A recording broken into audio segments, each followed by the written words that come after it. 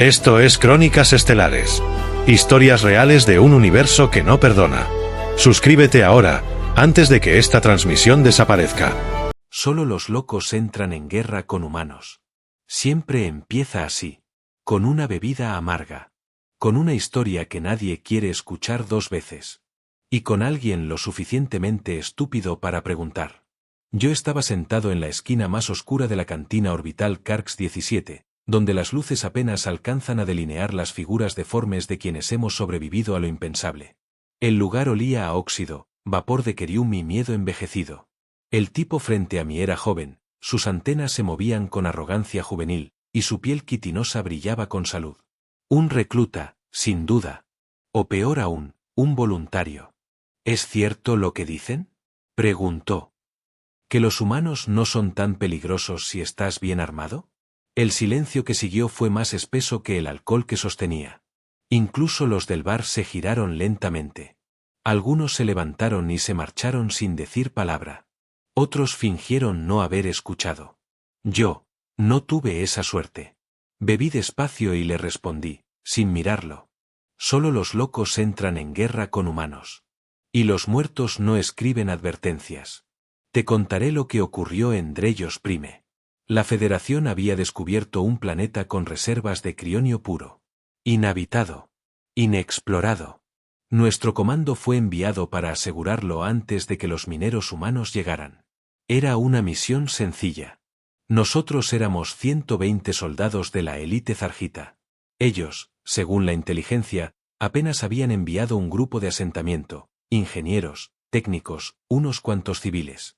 Nosotros teníamos cañones de pulso y armaduras autoajustables.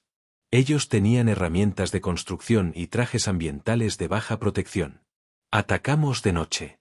Por protocolo. Por sorpresa. Fue fácil. No hubo resistencia. Solo gritos. Solo fuego. Solo silencio.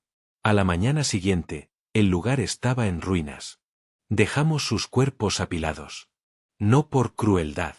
Era el protocolo de eliminación sanitaria. Y entonces, nos quedamos. Esperábamos refuerzos. Una semana. 2. El tercer día, el primer centinela desapareció. Pensamos que fue un animal local. El cuarto día, otro más. Y un mensaje grabado en una roca: les gusta cazar. El comandante se rió. Nosotros también. Hasta que encontramos lo que quedaba del tercer escuadrón. No había cuerpos. Solo huesos limpios. Y uno de los cascos de nuestros soldados, con un cráneo humano dentro. Pero nosotros ya los habíamos matado. ¿Verdad? A partir de entonces, cada noche, desaparecía uno más. Sin ruido. Sin lucha. Solo, nada. Las cámaras térmicas no detectaban nada. Los drones eran destruidos en segundos. En una semana, quedábamos menos de 40. Comenzamos a evacuar.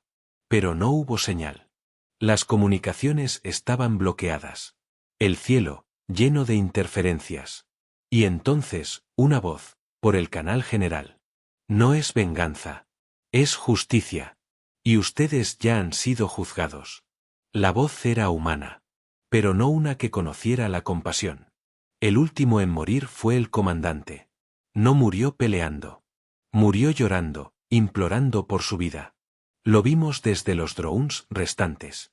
Un humano lo tenía de rodillas, con una simple barra de metal oxidada en la mano. No usó armas. No usó odio. Solo fuerza. Silencio. Y propósito. Después de eso, los drones se desconectaron. Nadie volvió a verlos. Solo yo escapé. Arrastrándome. Con el cuerpo lleno de cortes. Me dejaron vivir. No por piedad. Sino porque necesitaban que alguien contara la historia. Volví a mirar al joven insectoide frente a mí. Ya no se movía. Ya no brillaba. ¿Crees que exagero?, le pregunté. Él negó con la cabeza lentamente. ¿Sabes qué es lo peor?, dije, bajando la voz. Que nunca declararon la guerra. Nunca. Para ellos, fue solo una respuesta natural. Como cuando un animal se defiende. Se hizo el silencio. Y entonces, como cada noche desde aquel día, Levanté mi vaso y brindé en voz baja. Por los muertos que creímos débiles. Y por los vivos que aprendimos, que no hay criatura más peligrosa que un humano decidido. Nunca olvidan, nunca perdonan. Se llamaba comandante Arist Levac, de la flota de pacificación del dominio Barcari.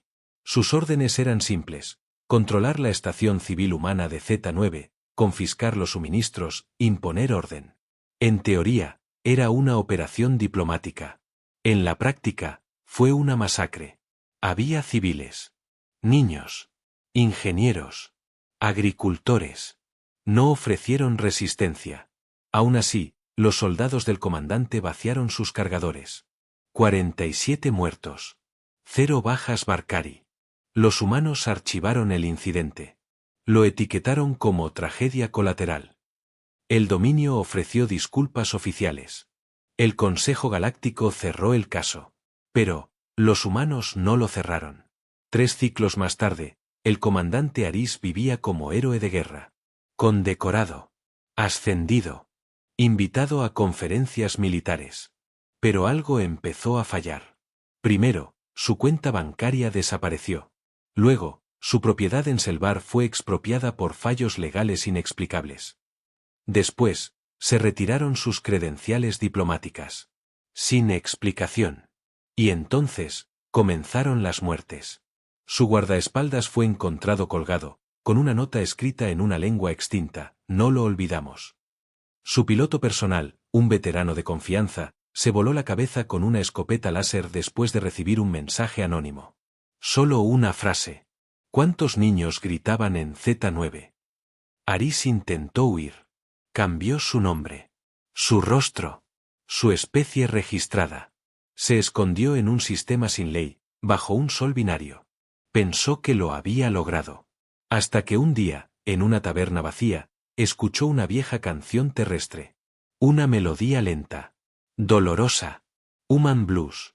Sonaba desde una máquina olvidada en una esquina. Y al girarse, la vio. Una mujer humana.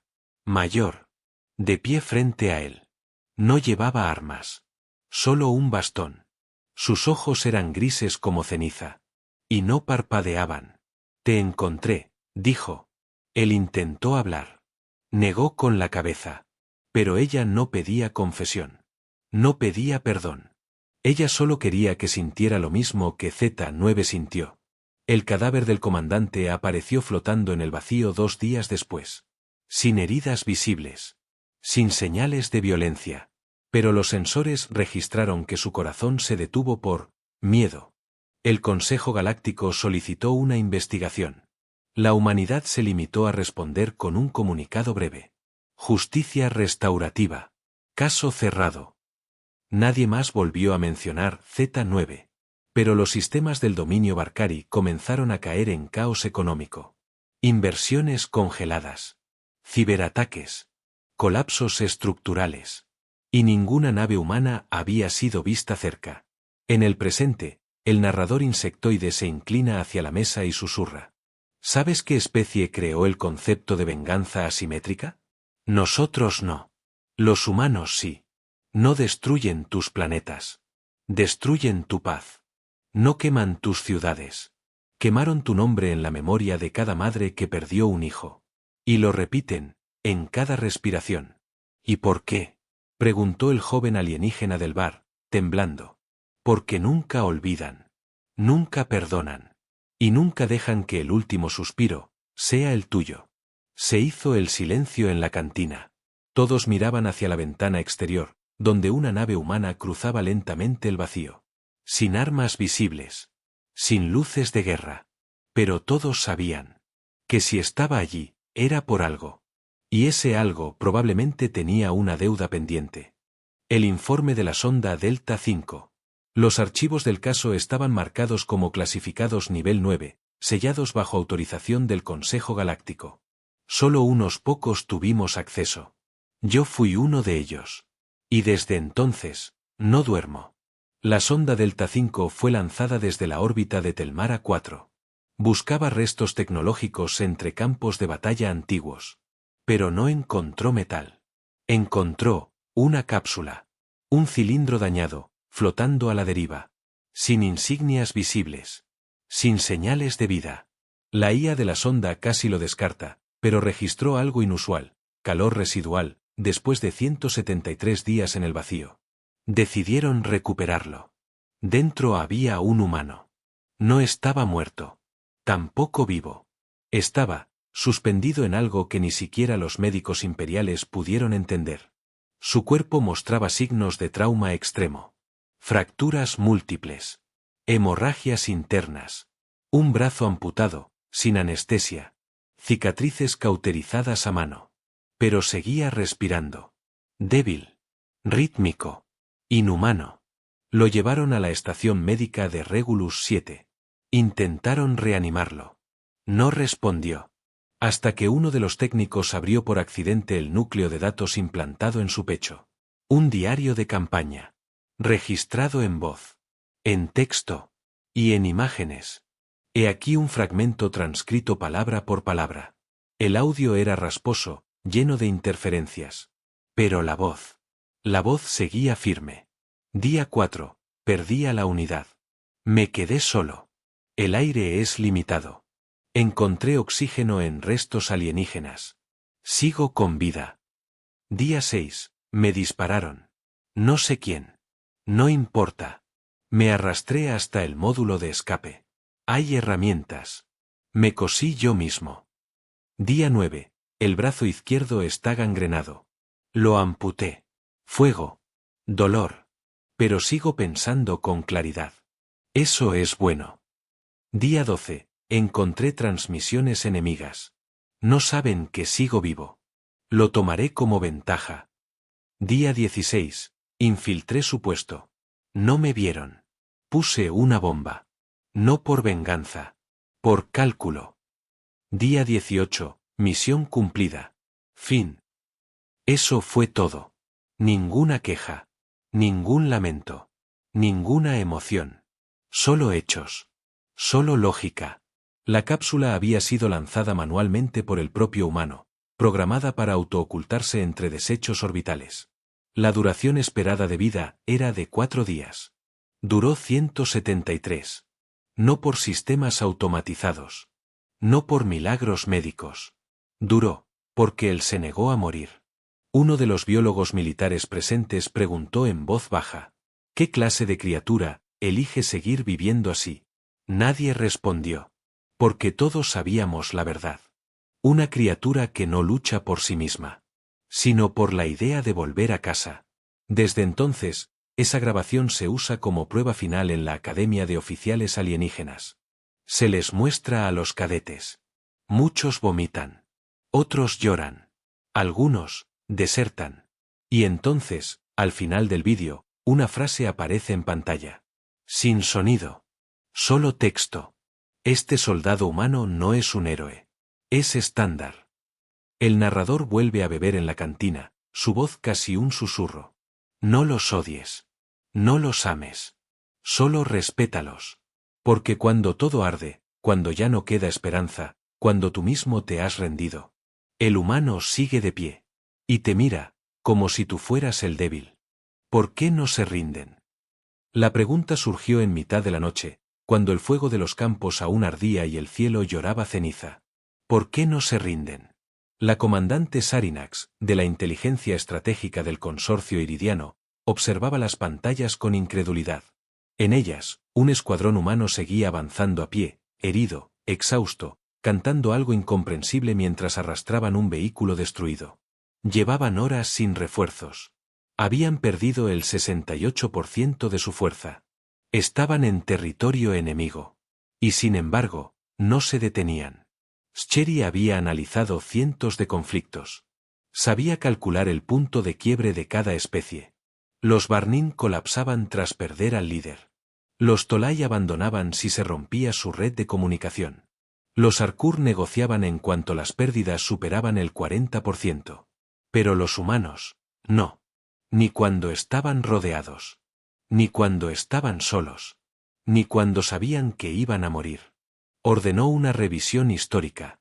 Accedió a archivos antiguos. Muy antiguos. Guerras internas. Rebeliones. Fratricidios. Y aún así, reconstruían. Y volvían a levantarse. Una grabación llamó su atención. Año 2043. Tierra. Un soldado humano, atrapado en un edificio en ruinas, rodeado de fuego, sin munición. Las cámaras de su casco grabaron sus últimas palabras. Mamá, si ves esto, dile a papá que no me caí. Yo seguí subiendo. Y luego, silencio. El corazón artificial de Sherry vibró. Eso no era lógica. No era táctica. Era algo más. Decidió visitar el frente. Se infiltró en una zona neutral, haciéndose pasar por embajadora. Quería verlos de cerca. Lo que encontró, la marcó para siempre. Un niño humano de 8 años caminaba por entre los escombros, cantando. Llevaba un peluche en la mochila. Su madre, una médica de campaña, atendía enemigos sin distinción. ¿No odias a los que destruyeron tu ciudad?, le preguntó Sherry. La mujer sonrió, cansada. Odiar no reconstruye. Curar sí. Más tarde, vio a un soldado humano que había perdido las piernas. Reía con sus compañeros, haciendo bromas mientras aprendía a caminar con prótesis. Y al ver a Sherry, dijo: no hay tiempo para rendirse. Tengo una barbacoa pendiente en casa. Sherry escribió en su informe: la humanidad no se rinde porque su guerra no es contra nosotros. Es contra el olvido. Contra la extinción. Contra el silencio. No pelean por poder. Ni por venganza. Pelean porque creen que mañana puede ser mejor. Y eso los vuelve imparables. Volviendo al presente, en la cantina interestelar, el narrador insectoide sorbe lentamente su bebida mientras mira por la ventana.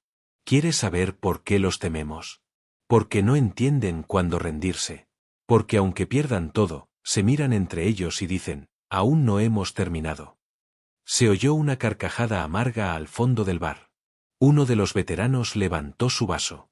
Brindemos por los humanos. Porque mientras uno de ellos respire, la batalla nunca ha terminado. La mentira del Consejo Galáctico. El archivo tenía sello rojo. Clasificación: prohibido abrir sin aprobación directa de las 7 voces. Códigos de acceso cruzados. Autodestrucción programada. Y, sin embargo, alguien lo abrió. Yo. No por curiosidad. Por necesidad. Porque llevaba años escuchando los susurros. Historias sin conexión. Silencios incómodos en salas de mando. Comandantes que bajaban la voz cada vez que se mencionaba el nombre. Tierra. Así descubrí la mentira. La humanidad no fue invitada al Consejo Galáctico. Fue contenida. Mucho antes de que supieran del hiperespacio. Mucho antes de que salieran de su propio sistema solar. Ya los habíamos detectado. Una especie primitiva, apenas saliendo de su planeta, con armas nucleares y conflictos tribales. Nada especial. Hasta que una sonda remota transmitió imágenes. Cuerpos desfigurados por guerras. Individuos sacrificándose por ideales. Niños jugando entre ruinas. Músicos cantando bajo bombardeos. Eso nos desconcertó. Se tomaron decisiones en secreto. Una fuerza especial del Consejo fue enviada a intervenir discretamente. Eliminar los factores caóticos. Evitar que la humanidad contaminara la armonía galáctica. Fracaso total. Las unidades desplegadas desaparecieron. No en combate. En la niebla. En selvas. En desiertos. En océanos. Y lo peor, fue lo que encontraron al intentar investigar. Un cerebro humano reconstruido con partes de chatarra. Capaz de pensar. De luchar. Y de perdonar, hasta que dejas de merecerlo. Entonces, se cambió la estrategia. Aislamiento. Se bloqueó el sistema solar con campos de distorsión cuántica. Se manipularon rutas para que nadie llegara accidentalmente. Y así, por más de 100 años galácticos, la humanidad fue olvidada. O eso creímos. Un día, sin previo aviso, una señal rompió el velo. No era un saludo. Era una advertencia. Ya no estamos solos. Y nunca lo estuvimos. Y luego, aparecieron las naves humanas.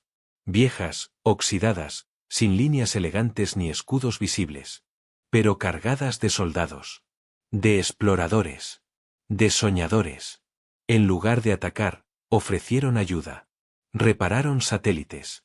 Extinguieron incendios solares. Y preguntaron: ¿qué pasó con los que nos visitaron hace siglos? Queremos agradecerles. El consejo enmudeció. Muchos de nosotros sabíamos la verdad. Pero ya era tarde. Habían salido. Habían explorado. Y no solo sobrevivieron. Habían evolucionado en medio del caos. Yo escribí un nuevo informe. Uno que no debía escribir. Uno que me costaría la carrera, la reputación y probablemente la vida. Los humanos no son peligrosos porque sean violentos. Son peligrosos porque siguen creyendo en algo después de que todo se ha roto. Los encerramos por miedo. Y ahora, ese miedo camina libre entre las estrellas. En la cantina interestelar, el narrador mira el fondo de su vaso vacío. No hay odio en su voz. Solo una resignación amarga. No temas a sus naves. Ni a sus armas. Teme a sus historias. Porque cuando ellos cuentan una, el universo escucha. Y nadie sale ileso. Y aún así, vienen cantando. La cantina orbital Karks 17 estaba más silenciosa que nunca. Incluso el zumbido de las turbinas en el exterior parecía contener el aliento. Todos los presentes sabían lo que iba a suceder. Sabían lo que significaba aquella nave que emergía del vacío. La ventana panorámica vibró con la proximidad del casco metálico. Luz blanca, sin insignias de guerra, solo un emblema sencillo, un puño humano alzado contra un fondo estrellado. Llegaron cantando. No era ningún himno marcial. Era una canción vieja, terrestre, una melodía que hablaba de hogar y de esperanza. Sonaba suave, casi rota, pero firme. Y atravesó cada hueso, cada fibra muscular, de todos los que escuchaban. Desde los rincones más oscuros, se alzaron figuras. Extraterrestres de todo tipo, reptilianos de piel iridiscente, simios con armaduras de asalto, seres incorpóreos que flotaban en sacos de contención. Sin excepción, se quedaron quietos. Y luego, lentamente, comenzaron a corear. Porque no entendían la letra. Pero la nota humana, esa vibración del alma, los conectaba. Y una vez que empezaron, sabían que no había marcha atrás. En la sala de mando del Consejo Galáctico, las alarmas se detuvieron. Los embajadores se miraron entre sí, incrédulos. Nadie habían autorizado un desembarco festivo. Y aún así, los humanos desembarcaron. Salieron de sus naves con guitarras antiguas, tambores improvisados, tambores de metal reciclado. Cantaban, sí, pero con cada verso, ofrecían algo más, ayuda. Repararon los muros de la estación dañados por meteoroides. Suministraron agua potable donde la contaminación había secado las reservas. Incluso compartieron especias y frutas cultivadas en planetas que ni siquiera existían en los mapas. Y no pedían nada. Solo querían que el universo recordara su canción. Que el miedo se convirtiera en melodía. Que la venganza se tornara en compasión. Que la guerra se transformara en baile. La comandante Sarinax observaba la escena con lágrimas en los ojos. Era la guerra más extraña que había visto. No había armas. Solo acordes. No había odio. Solo puentes de sonido. Cuando la canción llegó a su fin, un silencio profundo lo envolvió todo. Y entonces, un humano alzó la mano y dijo, con voz suave: no vinimos a conquistarlos ni a salvarlos. Vinimos a recordarles que aún late un corazón en medio de la oscuridad. Ese corazón resonó más fuerte que cualquier cañón. La reputación de la humanidad quedó grabada ese día en cada archivo oficial. No como una amenaza, sino como un faro. Un ejemplo de que la fuerza más poderosa no reside en las armas, sino en la canción que cantas cuando ya no tienes nada más que la voz. En Karks 17, los insectoides levantaron copas de néctar fermentado. Los simios se abrazaron. Los incorpóreos emitieron notas musicales que nadie antes había escuchado. Y la cantina se transformó en un coro improvisado. Todos unidos en una ovación interminable. Cuando los humanos se retiraron, la comandante Schery tomó el micrófono de la cantina y habló. Hoy aprendimos la lección más valiosa. Que la humanidad no lucha solo para destruir. Lucha para construir. Para cantar. Para seguir adelante, incluso cuando todo parece perdido. Un estruendo de aplausos siguió a sus palabras. La nave humana se alejó, su canto repicando en el vacío. El puño alzado en el emblema se hizo diminuto en la ventana panorámica. Pero su eco permaneció. Y en cada estrella que brillaba, resonaba un verso. Mientras un humano cante, nunca estaremos solos.